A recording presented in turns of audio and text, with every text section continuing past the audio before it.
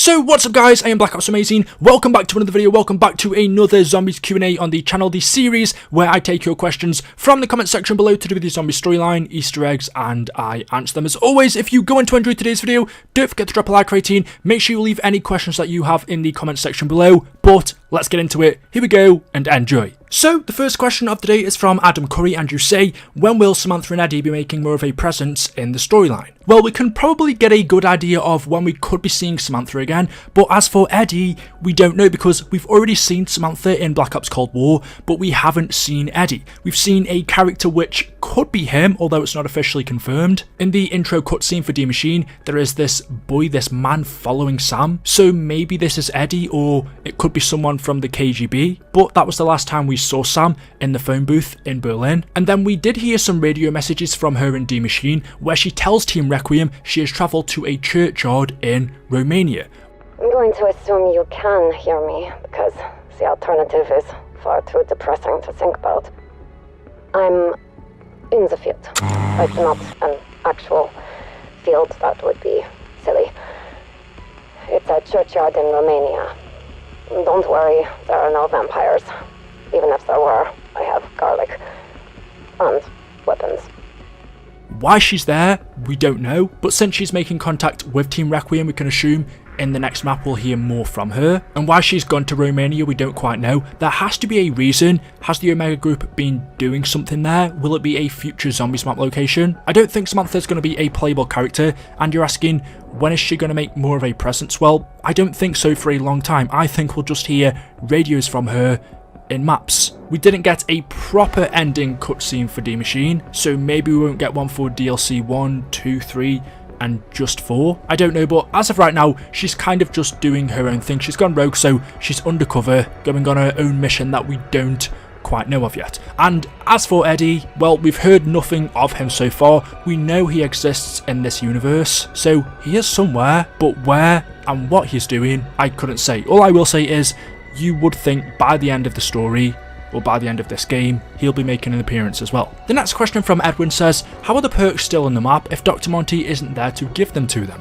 Is it because of the Dark Ether? Well, now that we're on a new chapter of the Ether story, whereas before I could give you a very simple answer to this, it was, as you say, Dr. Monty who provided us with the mystery box, the perk machines, the pack-a-punch, the chalk drawings of the weapons on the wall, the power-ups, such as the max ammos, the insta-kills, the carpenters. But at the end of Black Ops 4, Dr. Monty was banished to the Dark Ether. He isn't involved, as far as we know, in our new chapter, so how are we still getting the perks, the chalk drawings, the insta-kills and stuff like that? Well, there is an interesting document in D Machine which you can find as a part of the Dark Ether Intel. It says, day 6121. New devices turning up, machines filled with beverages. At first, distrusted them, seemed like a trap, waited for others to consume what they had to offer. Results, beverages not only safe to consume, but have profound effects useful for combat. Machines even play music while dispensing. Not sure if someone is trying to help or just messing with my mind.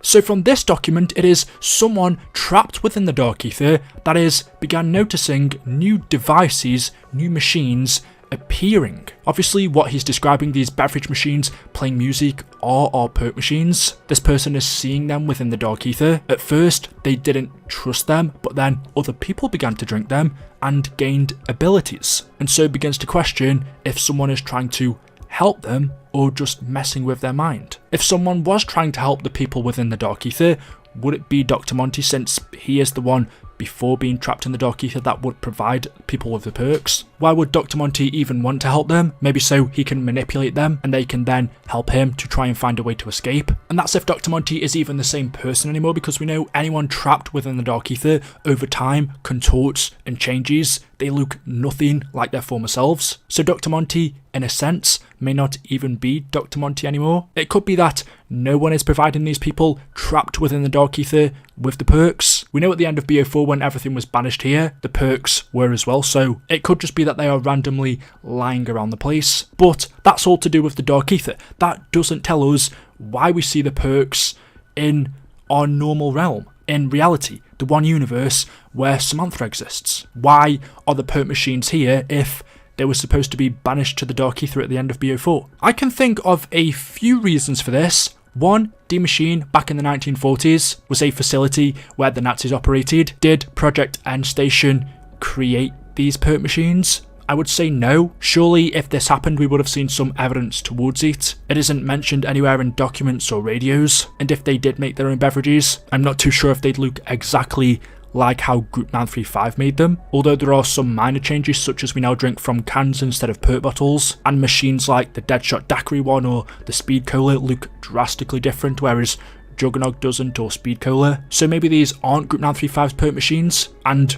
were created in this universe. The second explanation I can think of is when the Dark Ether portals were opened in D Machine and things started to leak out, some of those things were the perk machines. They escaped the Dark Ether, hence why we see them here. Or the third explanation is they have in fact been placed here by a higher power. Whether that be Dr. Monty or someone else, we don't know, but it could be that someone's trying to help Team Requiem out. And like I said earlier, it's not only the perk machines, we also have the mystery box which moves from location to location. There are our weapons on the walls, the power-ups. If we listen to the announcer of the power-ups, the voice doesn't sound familiar, the person who says max ammo and carpenter insta-kill. Surely there has to be a higher power providing us with these because, well, the mystery box is magic. It moving from location to location, that can't be down to science. There has to be a Dr. Monty godlike figure that we don't know of yet.